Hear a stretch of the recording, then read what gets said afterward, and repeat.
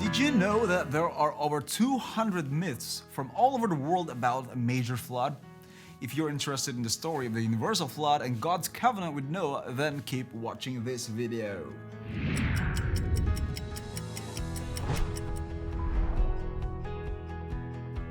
Hi, Kid One here, and welcome to another episode of Week at a Glance, where we dive into a thoughtful summary of this week's Bible study guide. Welcome to another episode of our series on the Covenant.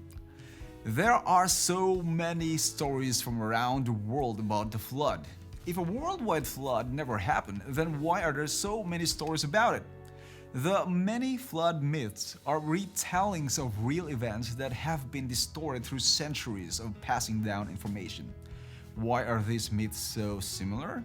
Well, that's because Noah's descendants stayed together until God confused their language at Babel, and then they scattered. As the various people groups spread around the globe, the story of the flood was shared until it became distorted and embedded in their respective histories. The title of this episode is All Future Generations. Now, here are the important points to remember for today's episode. Our first point is pre-flood covenant with Noah. Our story continues with the man Noah. He belonged to a time when humans lived such long lives. If you do the math, Noah's father Lamech and grandfather Methuselah lived during the lifetime of Adam. Oh, that must have been so cool, right? They must have heard about the covenant that God made with Adam and Eve. First, it was to fill the earth and subdue it. Second, that Eve's seed would crush the serpent's head. And then Lamech and Methuselah got to witness how God confirmed this covenant through their son or grandson Noah. In Genesis chapter 6 it says, "But I will establish my covenant with you, and you shall go into the ark, you and your sons, your wife and your sons' wives with you." God calls this my covenant, and rightly so, because it was God's initiative to save humankind from their sins. It was not a covenant of equals, but a covenant of grace. God reached out to humanity in their hopelessness. To help us understand this clearly, it is as if humanity fell overboard from a boat and God took and threw the life ring, and it was up to them to accept it or not. The condition of this covenant was man's obedience to get into the boat. And God chose and confirmed this covenant with Noah because Noah was a just man, perfect in his generation, and Noah walked with God according to Genesis chapter 6. Why would God need someone like Noah during that time of Earth's history? Now let's move on to our next point to talk about it. Our second point is the flood, judgment of an evil generation. At the end of the sixth-day creation, God was satisfied with what He had created and said it was very, very good. Everything was perfect until the heavenly host was disturbed by the emergency siren. Humankind has fallen, humankind has fallen, humankind has fallen. Sin entered and ruined everything. God's desire was and still is today to save humanity from their hopeless condition. However, through time, man chose a life of rebellion against God's will. The deadly virus of sin mutated and spread so fast that by Noah's time, God's assessment was that every imagination of the thoughts of man's heart was only evil continually. If you continue to read verse 6, it attempts to describe God's reaction in human terms, that God was sorry that He created man and He was filled with pain. The only thing left for a just God to do was to execute judgment. It is also here that we find God's grace. God took the initiative and established His covenant with Noah. The only condition was to trust God's word and obey His instruction. And God gave the evil generation 120 years of probation before the flood destroyed earth.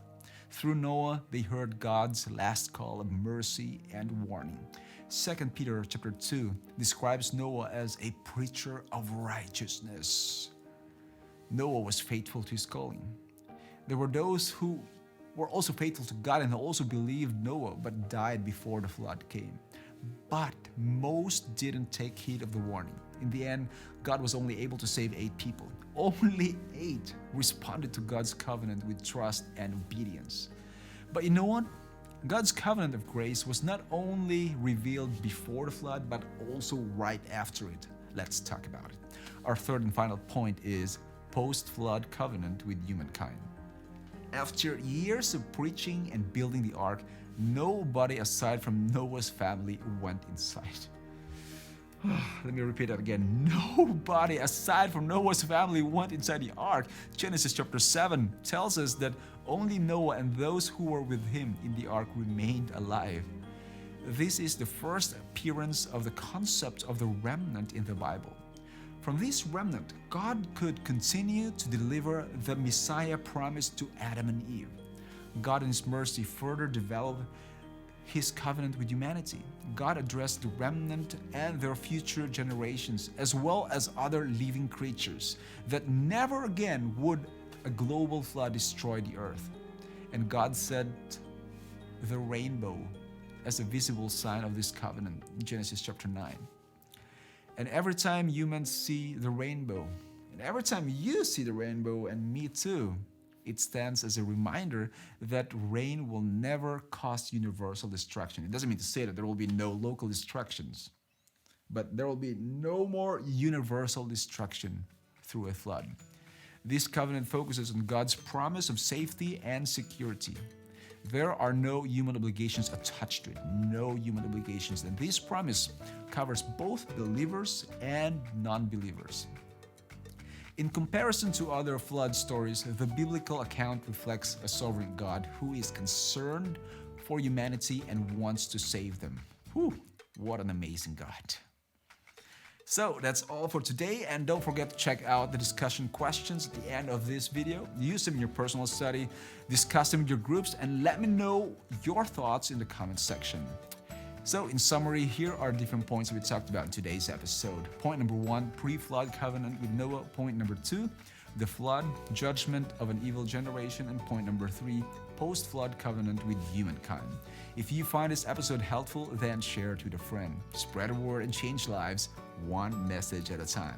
And if you want to watch more summaries like this, then click right here.